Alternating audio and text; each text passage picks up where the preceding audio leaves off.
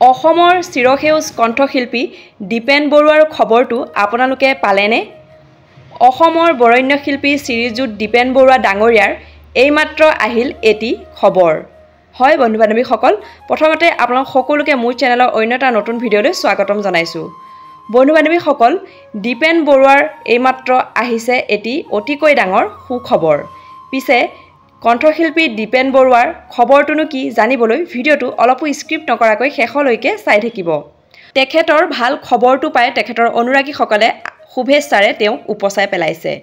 আহকচোন তেনেহ'লে জানো তেখেতৰ ভাল খবৰটোনো কি।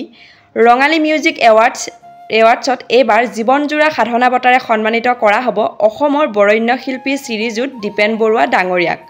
হয় বন্ধু বান্ধৱীসকল, জীৱনজোৰা সাফল্য বঁটা, কৃতিত্ব বঁটা কিংবদন্তী গায়ক দীপেন বৰুৱালৈ আগবঢ়োৱা হ'ব। শুক্ৰবাৰে সন্ধিয়া খানাপাৰা অৰ্থাৎ গুৱাহাটী বঁটা প্ৰদান কৰিব অসমৰ মাননীয় ৰাজ্যপাল গোলাপ চন্দ্ৰ কটাৰী ডাঙৰীয়াই।